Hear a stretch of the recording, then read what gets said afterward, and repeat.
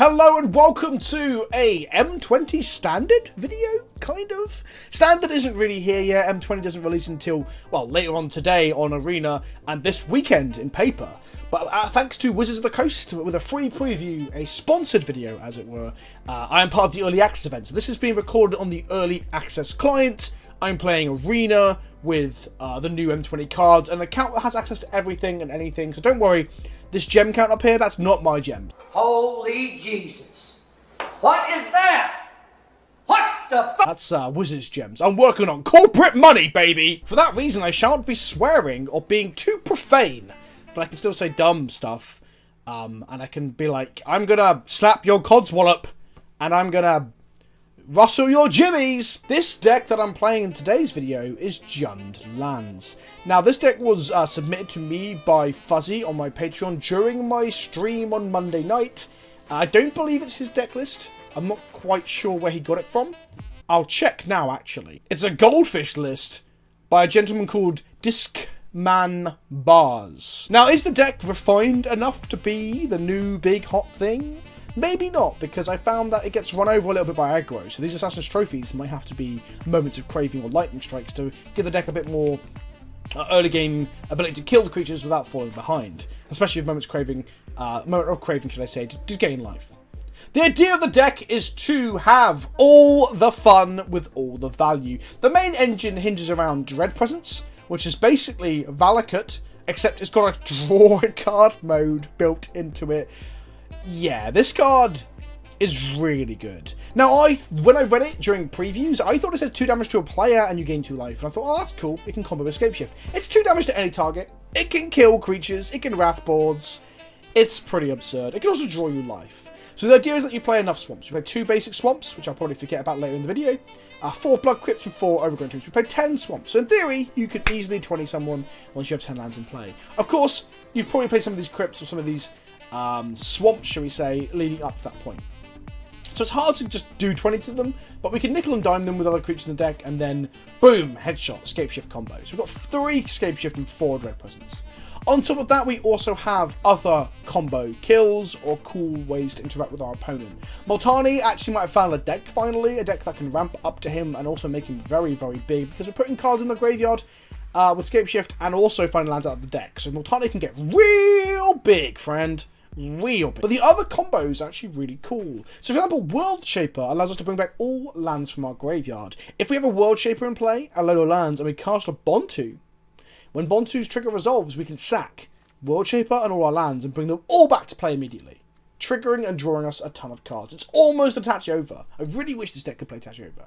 So that's one of our combinations. Cavalier of Flame has a leaves the battlefield trigger where it can wrath shoot your opponent for the number of lands in our graveyard. So again, Cavalier of Flame in play, a ton of lands, dump God Eternal Bontu into play, sack off the Cavalier, sack all our lands, trigger, and ruin our opponent's day. Vraska's also pretty good because we can start throwing lands in the bin, or we can Scapeshift a load of lands, and then we can sack our World Shaper to put all those lands into play. Now the next combo, that's right, there's 3 sort of combo ways to kill people in this deck, is this little thing down here, Field of the Dead.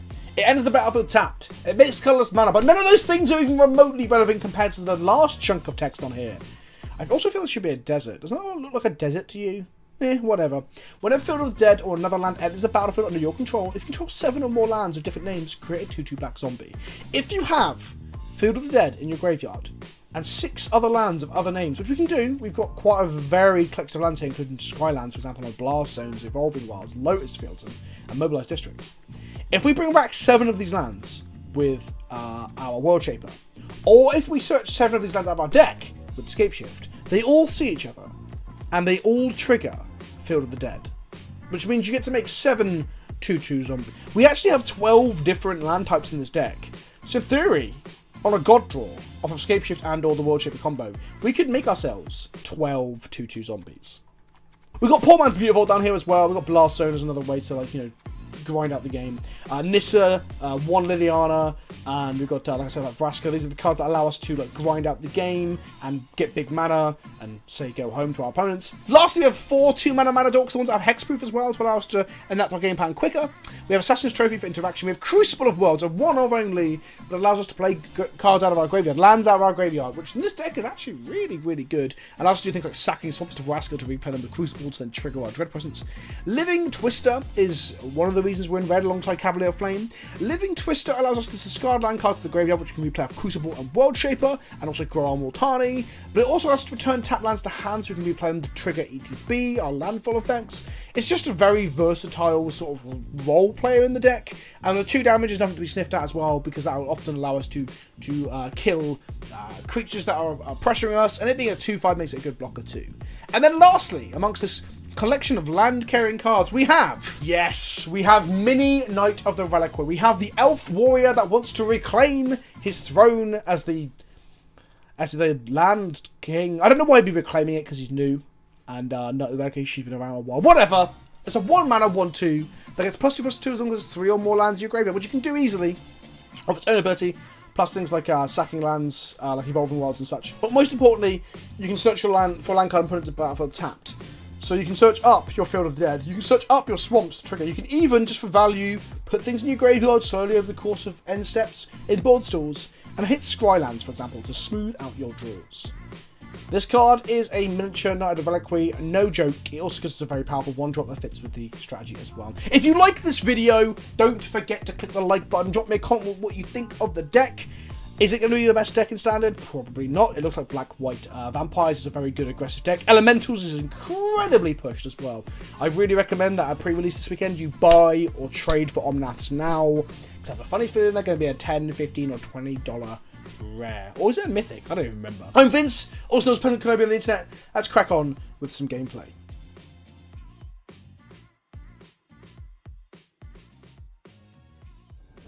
We are against MTG Tengu, which is another British player, James from Masters of Magic. I'm going to keep this because we've got the Dork in hand. I think we need hands with Dorks in this deck so that we can like progress a bit quicker.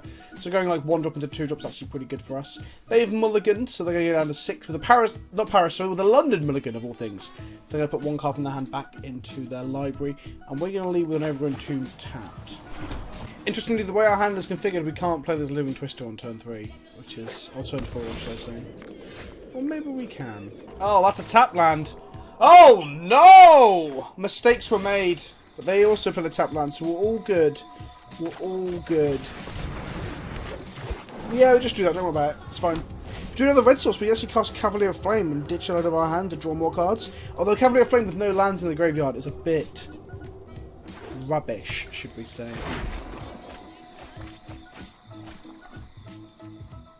Mox Amber, Overgrown Tomb, and Scheming Symmetry, eh? Okay. We're going to play Dread Presence here, because we can Scapeshift into multiple card draws and pings next turn. Stitch Supplier, okay. This might be the green-black Reanimator deck. It is the Reanimator deck. So their plan is to mill a big fatty into the graveyard, normally put it onto the library to then mill it, Scheming Symmetry, and then Blood for Bonesing it back. They have cast Kethis, the Hidden Hand, which is like, it's Leovold's best buddy. We want to draw a land here real bad. That is indeed a land, so that's good.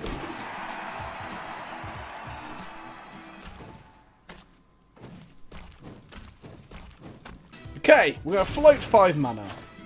We're then going to cast Scapeshift. Let's get rid of all of these.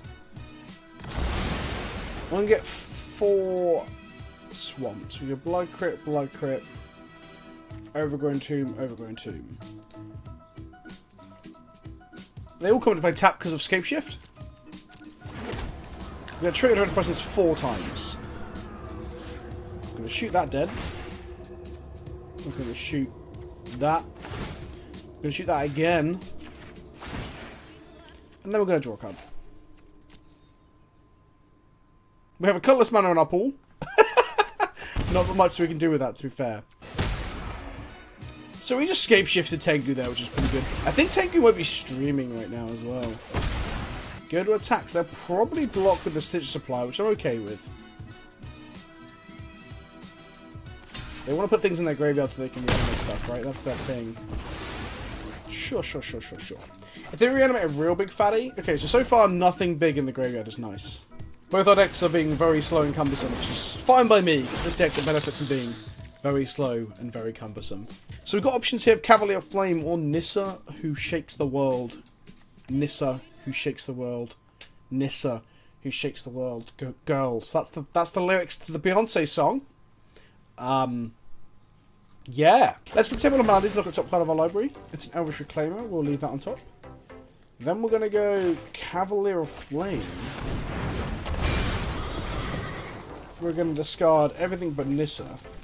Well, we'll keep Assassin's Trophy for whatever, like, dumb creature they can reanimate.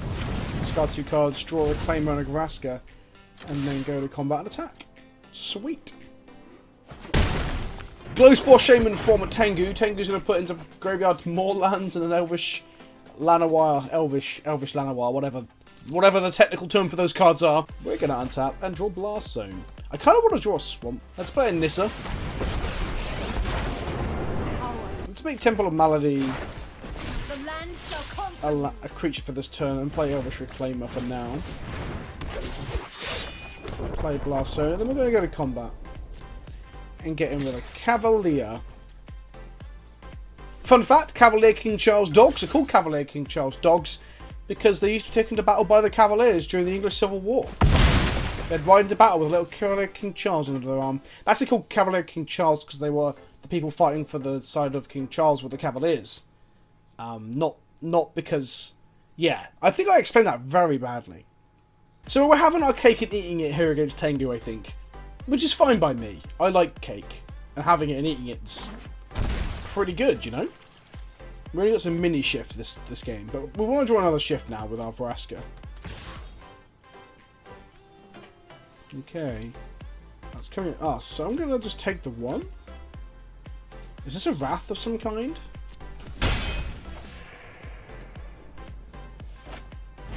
Yes, it is indeed. Okay. That is fine.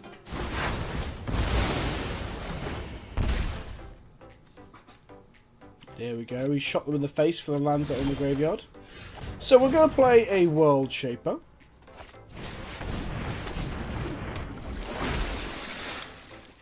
We're then going to untap an Overgrown Tomb. The land fights for us. And we're going to make more green and play a Vraska.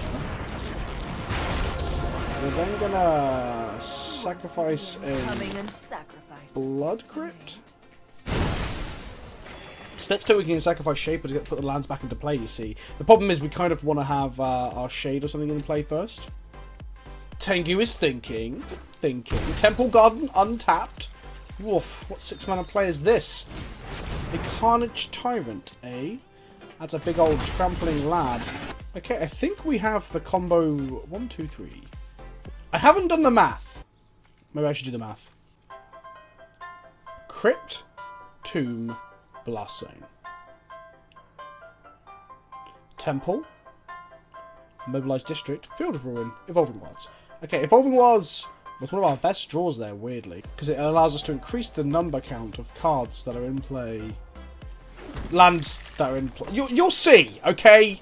I may not have explained that very well, but you will see. Now I'm gonna sacrifice my World Shaper. Drew Scapeshift, and then I'm gonna say enters tapped, enters tapped, enters tapped. Then we get a load of Field of the Dead triggers. That feels pretty good. That's pretty good. Look at that. We don't need any more swamps. We kind of really want our dude that does a thing. What's his name? The Swampy Dreadman. Swampy Dreadman, that one. Take up this Overgrown Tomb. Behold nature's true power. And then we're gonna pass the turn. Okay, well that went pretty damn good. I enjoyed that very much. We have 2 Walkers on 8 Loyalty. We have 14 Power of Zombies in play. And we have 2 Overgrown Tombs in play. That are also 3/3 Vigilant Hasters. And Tengu currently has the Carnage Tyrant. That would have been quite threatening towards our Planeswalkers, but we made an army of 2/2s. So that felt pretty good.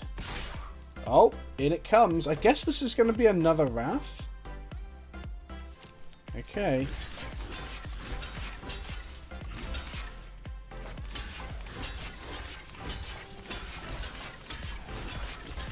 Let's stick 14 power and 14 toughness in front of the Carnage Tyrant to protect our Nissa.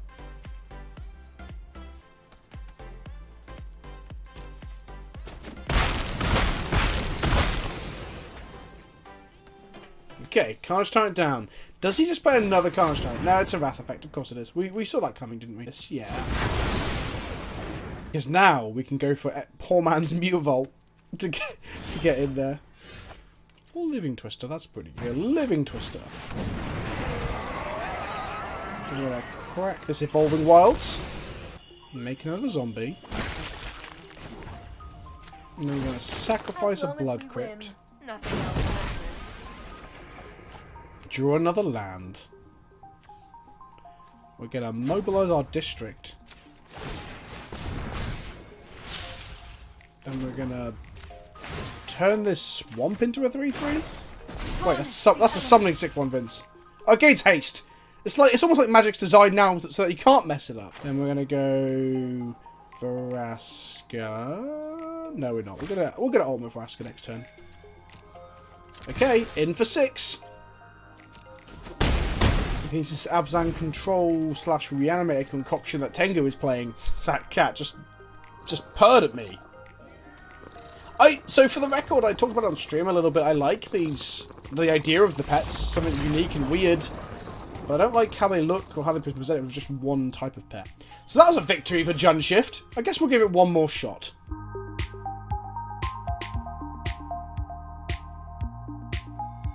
We are against Tom McGee as a Majani. I don't know this person like I knew our last opponent, but that doesn't matter. We can still play some fun Magic. We have Elvish Reclaimer, we have Dread Presence, and we have a Scapeshift. This hand is pretty good. The only thing we could ask for is like maybe one of these to be a Mana Dork. But I guess 4 lands plays better with Scapeshift. We're going to shock ourselves into a Reclaimer and play Evolving Wilds Temporarily after that. They have gone Shocked Fountain. That could mean Spell Pierce, but do we care? No, because we have Elvish Reclaimer. They would walk 5,000 miles to be Elvish. Said no one ever. They opted in response. Don't shock my Reclaimer. Don't do it. Actually, if they shock or even like Lightning Strike my Reclaimer, it means that my Dread Presence might stick around for longer. Oof. Aggressive. Go, my Reclaimer. Have at them. Oh, well, there's a shock. I am, some might say, shocked. Wait, has this always had this little showing you how many spells are in the graveyard? Is that a thing that's always been there? Or is that new to the new interface? That's divination, but it costs less if they have a flyer. That seems genuinely quite good. We fetch up our forest with our Evolving Wilds. We don't want to fetch up our swamps because we want our swamps when we Dread Presence them shortly. We could do with drawing something here. That is actually a something, so I'm fine with that.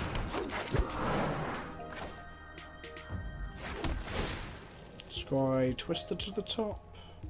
Yeah, that's pretty good once Dread Presence is in play. It also allows me to just shock this Terramander to death as well before it transforms.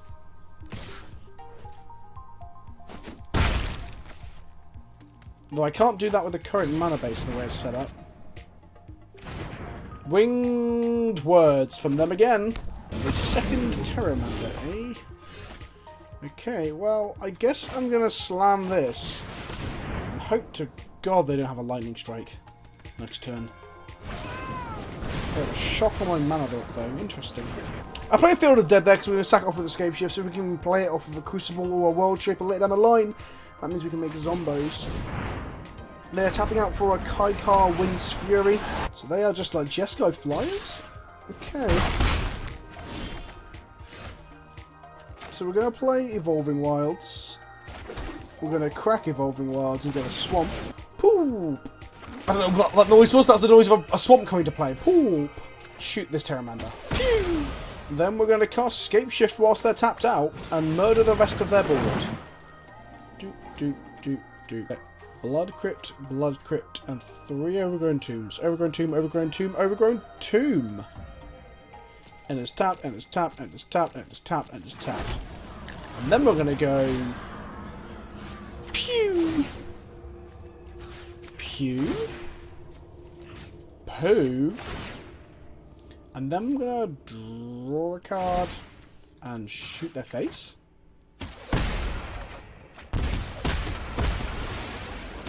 That's like a very fun machine gun. Dread Presence is probably my favourite card from the new set and makes me want to play some Gitrog EDH. Like, with an Urborg in play, everything's a swamp. Everything's a swamp. Okay. Charter Course, make a spirit. Draw 2 cards, discard a card. They can then sack the spirit for a red. That won't deal with my Dread Presence. Ooh, Crucible of Worlds. Well, if you insist. Should have not tapped my red there. That would have made a lot of sense, to be fair. Yeah, the auto-tapper screwed me. Considering I have a double red card in hand, the auto-tapper really screwed me. It's pretty funny, but whatever. No attacks. Okay. We're on the grind, but we're on 25 and they're on 11, and Dread Presence is just, like, killing everything in sight. Whoa, that's a Kraken Drake. Okay. Okay, I guess we just take 3 in the air. And then we find a Field of the Dead. I'm going to go Living Twister. A Swamp. I'm going to shoot them for 2. Pad out our life total is probably the best bet at this point. And I'll play a Vraska. I'm going to uptick Vraska and sack off an Overgrown Tomb to draw a card and gain a life. We drew another Dread Presence. Wow. So if we get to untap and play a second Dread Presence next turn, and then just start playing swamps that 4 damage people, that seems pretty good. They can 9 us here next turn. But I think we're okay. Have they drawn removal for the Dread Presence? Oof, they drew like a flying anthem. It's a bird spirit as well? Madness. So we're going to lose Vraska and take 4 to the face, which is fair enough. Nissa would be one of our best draws, I think. Do I have any swamps left in the deck? That is the question. I don't even know if I'm playing 1 or 2 basic swamps. I should probably be playing 2, but off the top of my head, I'm just not sure. Previously on X-Men. So 2 basic swamps, which I'll probably forget about later in the video. But I have Assassin's Trophy as well. So if I go pay 2 life, we're going to shoot you. We're going to shoot you.